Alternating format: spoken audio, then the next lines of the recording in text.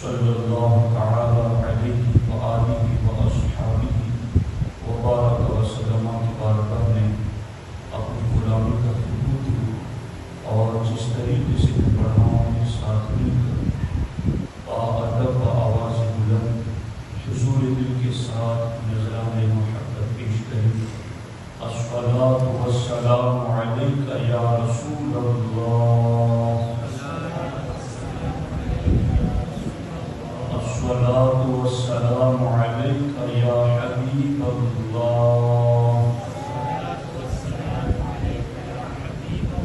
الصلاۃ والسلام علیک یا نبی اللہ،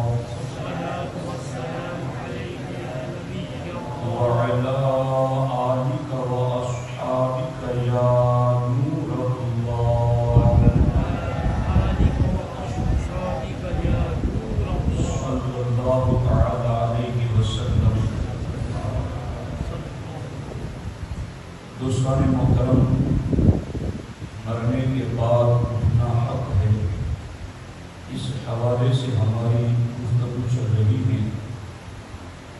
اللہ کے رسول صلی اللہ تعالی علیہ وآلہ وسلم نے کفار مکہ کے سامنے جب یہ عقیدہ بیان کیا کہ مرنے کے بعد ایک دن اٹھنا ہے، تو کفار مکہ اس کا انکار کرتے ہوئے یہ کہنے لگے کہ مرنے کے بعد یہ جسم ریزہ ریزہ ہو جاتا ہے، یہ جسم مٹی میں مل کر مٹی ہو جاتا ہے، دیگر تمام اجسام مٹی میں مل کر مٹی ہو کر ریزہ ریزہ ہو جاتے ہیں، اور سارے ذرات ایک دوسرے میں خلط ملط ہو جاتے ہیں۔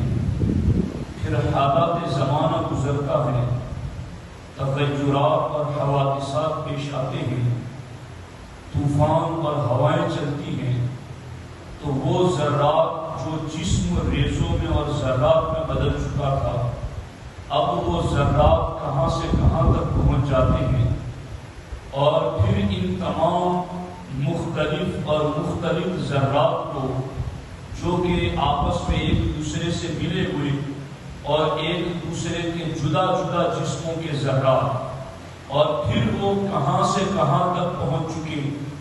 کفار مکہ کا کہنا یہ تھا اس طریقے سے جسم ریزہ ریزہ ہو کر ذرات میں بدل جاتا ہے، ہوائیں اور طوفان ان ذرات کو کہاں سے کہاں تک پہنچا دیتے ہیں، اور پھر یہ ایک دوسرے کے الگ الگ ذرات ایک دوسرے میں مل گئے۔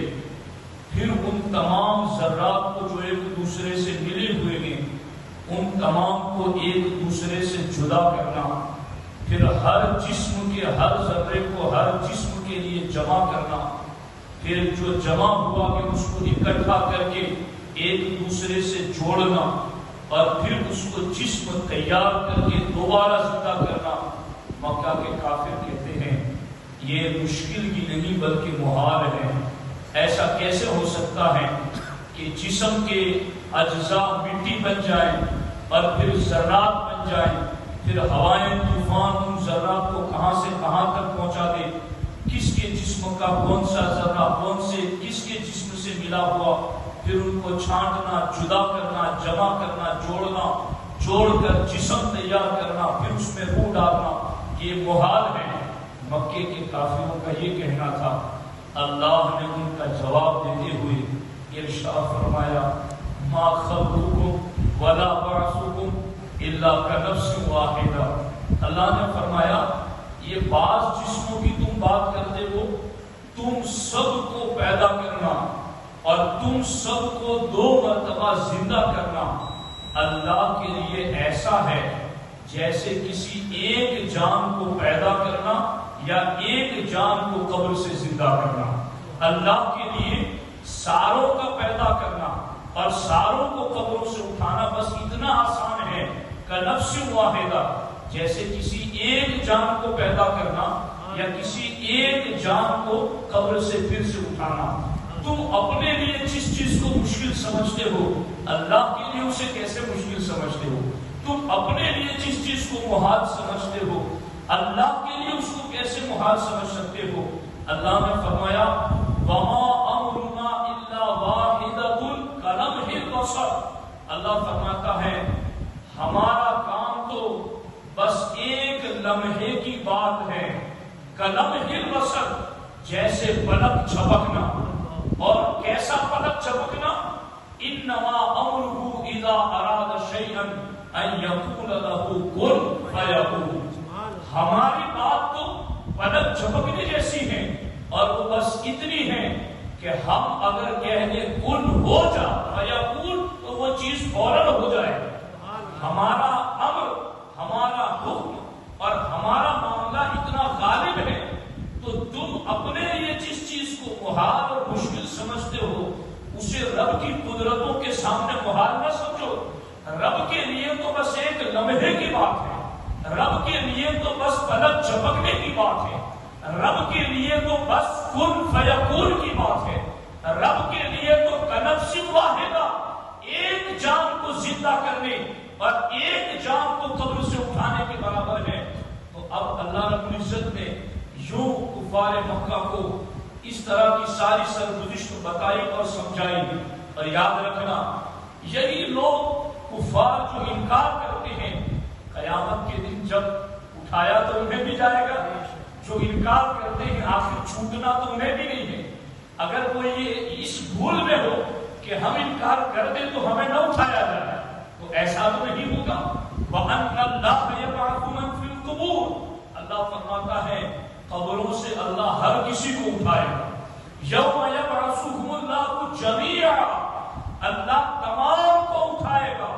اور کہیں یہ سوال بھی کسی کے ذہن کے گوشے میں ہو سکتا ہے کہ چلو جو قبر میں دفن کیا گیا وہ اٹھایا جائے گا، مگر کسی کو کوئی جنگلی شیر کھا گیا، کسی کو درندہ کھا گیا، کسی کو آگ میں جلا دیا، کسی کو پانی میں مچھلیاں کھا گئی، تو اب اس کو کیسے اٹھایا جائے گا؟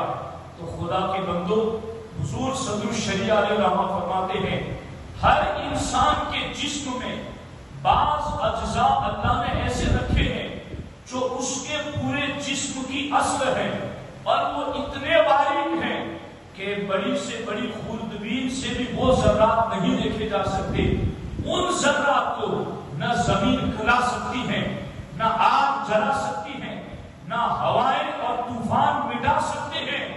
وہ ذرات چاہے شیر کے پیٹ میں ہو، چاہے مچھلیوں کے پیٹ میں ہو، چاہے زمین کے ذرات میں مل جائے، اللہ نے ان ذرات کو باقی رکھا ہے، اور انہی ذرات پر اللہ پھر سے انسان کے جسم کو کھڑا کر دے گا۔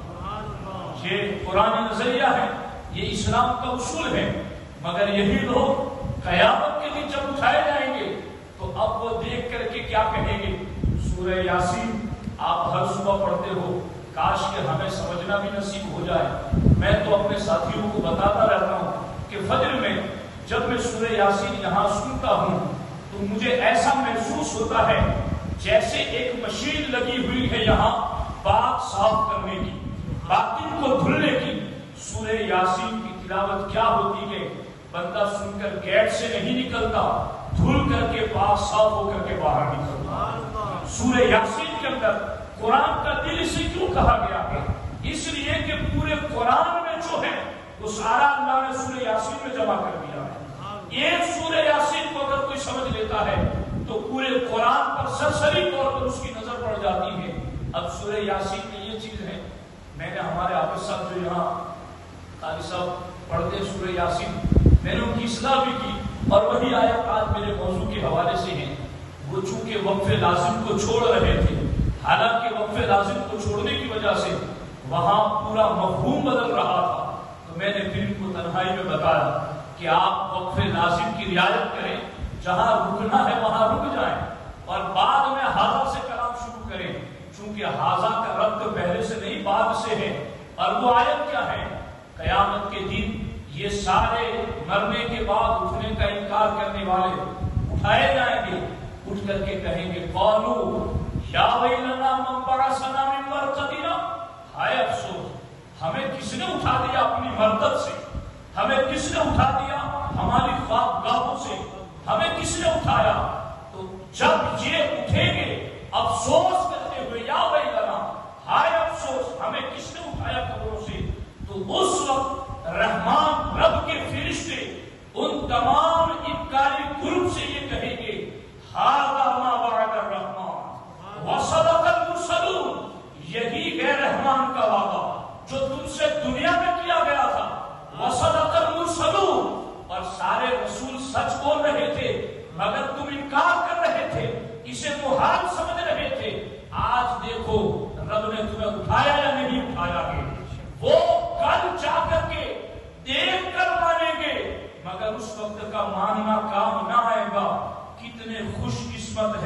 مسلمان جنہوں نے دیکھا نہیں پھر بھی رب کے کلام کو مان لیا ہے، پھر بھی اپنے نبی کے فرمان کو مان لیا ہے، اور یہی ماننا کام آئے گا، کیونکہ اللہ نے قرآن کے پہلے پارے کے پہلے صفحے پر ہی کہہ دیا یؤمنون بالغیب، ایمان ان کا معتبر ہے جو بن دیکھے ایمان لاتے ہیں، جو بن دیکھے باتوں کو مان جاتے ہیں۔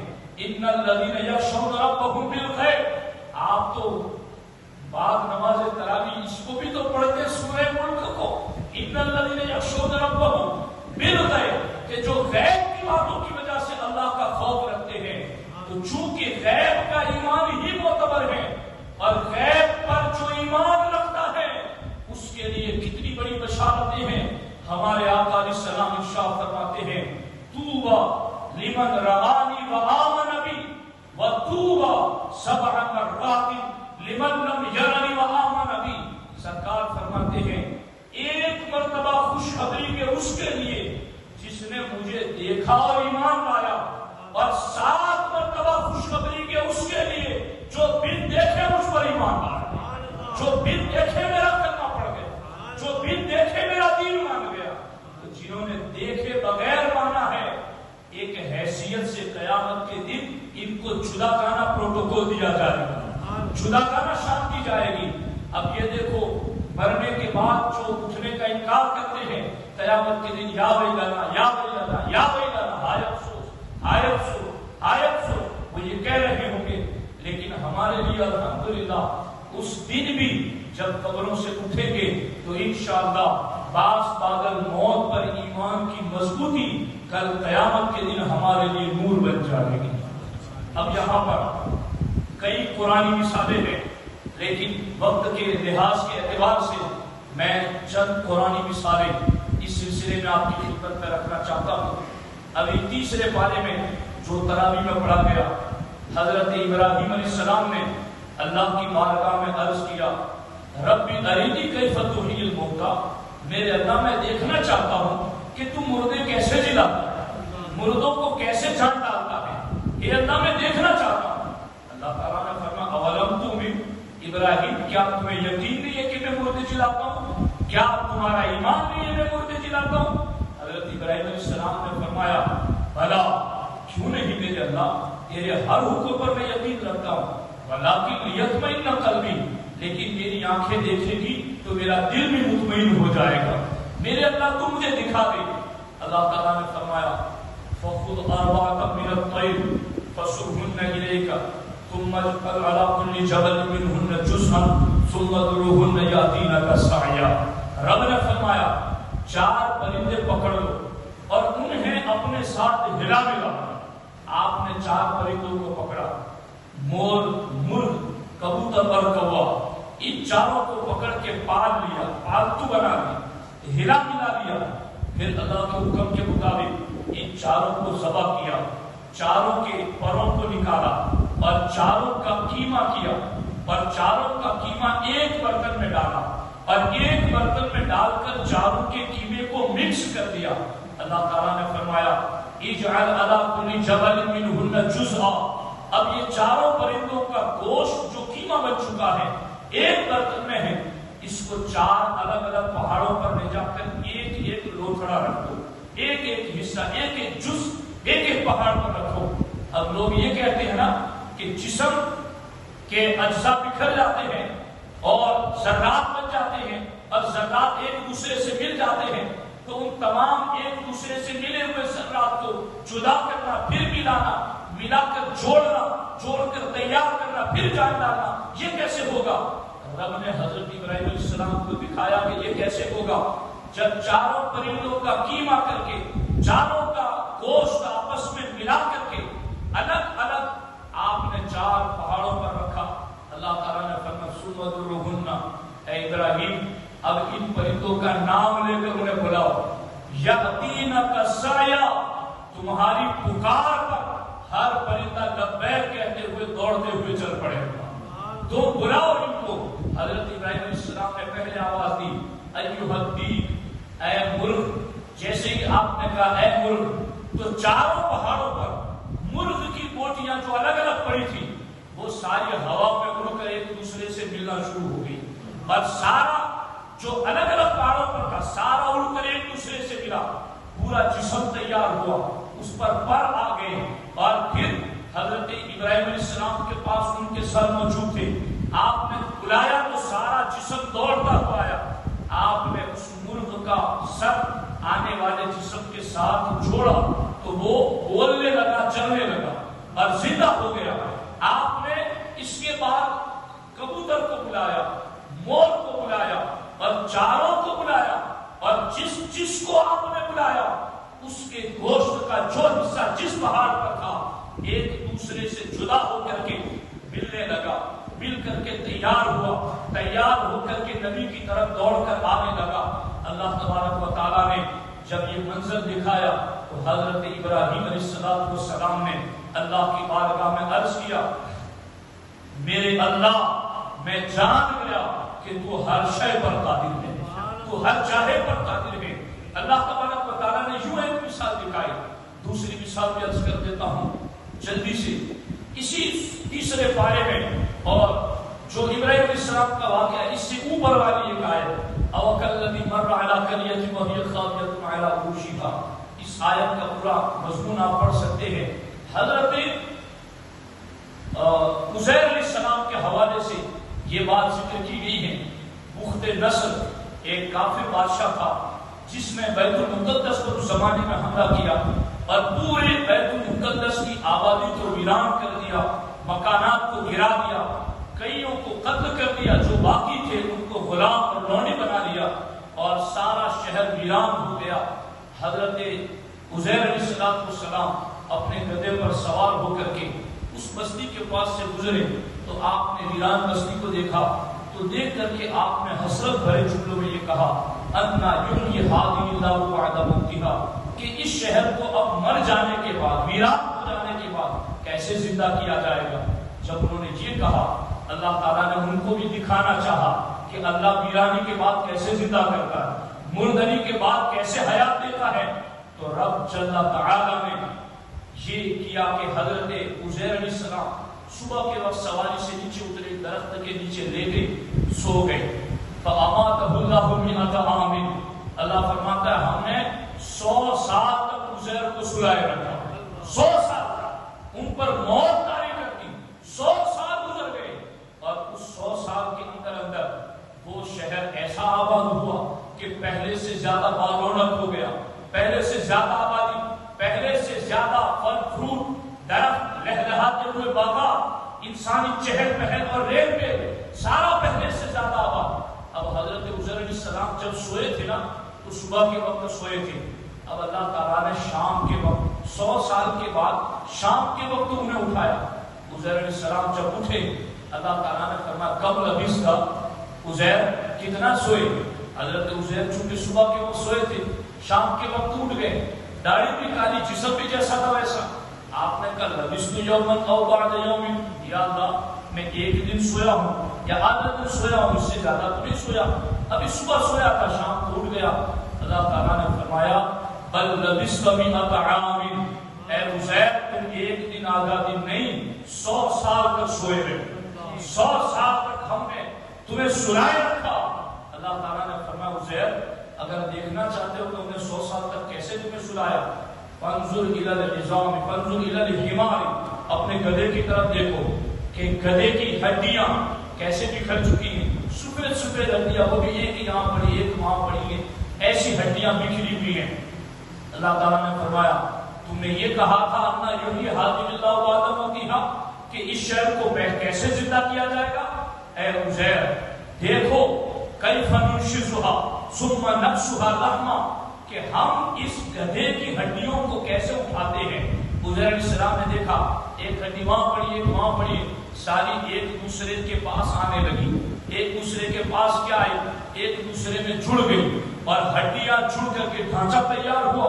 ثم نکسھا لحما، اللہ تعالیٰ فرماتا عزیر دیکھو ہم ان ہڈیوں پر گوشت کیسے پہناتے ہیں، ہڈیوں پر گوشت کیسے پہنا۔ ثم نکسھا لحما، اس پر گوشت پہنایا، جب گوشت آ گیا پھر اس پر پوست بھی آ گیا، چمڑی بھی آ گئی، چمڑی آ گئی، اس پر بال بھی آ گئے، اور جیسے کہ پورا گدھا تیار ہو گیا اللہ نے جان ڈال دی تو وہ بولتا ہوا نظر آنے لگا۔ اللہ تعالیٰ نے جب یہ کہا فلما تبین لہ، جب حضرت عزیر کے سامنے یہ مثال آ گئی تو حضرت عزیر علیہ السلام نے فرمایا اعلم ان اللہ علی کل شیء قدیر، کہ میں اب یقین کر گیا، علم الیقین، عین الیقین کی منزل پر آ گیا کہ میرا رب ہر چاہے پر قادر ہے۔ دوستان محترم، یوں اس طرح سے مرنے کے بعد اٹھنا حق ہے۔ اب ہم تو آخری امت ہے نا، اللہ نے ابھی میں اس پر ٹاپک پر گفتگو کروں کئی دن نکل جائے، اتنا کچھ مواد اس وقت میری نگاہ کے سامنے ہے، لیکن مجھے اور بھی بہت سارے ٹاپکس ہیں جو ضروری ہے جن پر گفتگو کرنا ہے۔ اللہ کا کتنا کرم ہے کہ اگلی 10 امتوں کے ذکر اللہ نے قرآن میں کر دیے اور ہمارے لیے بیان فرما دیے، تاکہ اگلی امتوں کے واقعات تم پڑھو تاکہ تمہارا ایمان مزید مضبوط ہو جائے۔ اس لیے دوستان محترم، مرنے کے بعد اٹھنا حق ہے۔ اب ایک آخری بات سن لو، مرنے کے بعد اٹھنا جو حق ہے، اس کا فائدہ کیا ہے، اس کا نتیجہ کیا ہے؟ اگر مرنے کے بعد اٹھنے پر بندے کا یقین مضبوط ہو جائے تو اس کا نتیجہ کیا نکلے گا؟ اس کے نتیجے کے انکار کی وجہ سے ہی کافر مرنے کے بعد اٹھنے کا انکار کر رہے ہیں۔ کیا تھا نتیجہ؟ اللہ نے قرآن میں فرمایا زعم الذین کفروا ان لن یبعثوا، کافر یہ گمان کرتے ہیں کہ اٹھائے نہیں جائیں گے۔ بلا، کیوں نہیں؟ بلا و ربی، کیوں نہیں؟ اللہ ضرور اٹھائے گا۔ لتبعثن، تمہیں ضرور اٹھایا جائے گا۔ ثم لتنبؤن بما عملتم، پھر تمہارے سارے کرتوت اللہ تمہیں بتائے گا، سارے اعمال تمہیں بتائے گا۔ اب ابھی جو میں نے آیت پڑھی اس میں بھی دیکھو، یوم یبعثہم اللہ جمیعا، اللہ تم سب کو اٹھائے گا، فینبئہم بما عملوا، پھر اللہ تمہارے سارے عمل تمہیں بتائے گا۔ تو مرنے کے بعد اٹھنے کا جہاں بھی قرآن میں ذکر ہے وہاں اللہ نے یہی کہا کہ تمہیں اٹھایا جائے گا، پھر تمہاری زندگی کے عمل تمہیں دکھائے جائیں گے، بتائے جائیں گے، جزا سزا سے گزارا جائے گا۔ تو مرنے کے بعد اٹھنے کا جو یقین رکھتا ہے وہ پھر جزا سزا کا بھی یقین رکھتا ہے، پھر وہ میزان اور ترازو کا بھی یقین رکھتا ہے، پھر نیکیوں اور گناہ کے تولے جانے پر بھی یقین رکھتا ہے۔ اور جو اتنے سارے پر یقین رکھتا ہے وہ انشاءاللہ گناہ سے ضرور بچے گا، بدعملی سے ضرور بچے گا، کیونکہ اٹھ کر کے جواب دینا ہے۔ اللہ کے کریم کی بارگاہ میں دعا ہے کہ رب ذوالجلال ان اہم ترین ضروری عقائد پر ہمیں کامل پختہ یقین عطا فرمائے۔ اللہم ربنا وآتنا ما وعدتنا علی رسلک ولا تخزنا یوم القیامہ انک لا تخلف الميعاد۔ اللہم ربنا آتنا فی الدنیا حسنہ وفی الآخرۃ حسنۃ وقنا عذاب النار۔ لخمسۃ تطفی بها حد الوباء الحاطمہ المصطفى والمرتضى وبناهما والفاطمة۔ إن الله وملائكته يصلون على النبي يا أيها الذين آمنوا صلوا عليه وسلموا تسليما۔ اللهم صل على سيدنا ومولانا محمد وآله وأصحابه وبارك وسلم وأفوض أمري إلى الله إن الله بشير بالعباد وصلى الله تعالى على خير خلقه وعلى آله وصحبه أجمعين۔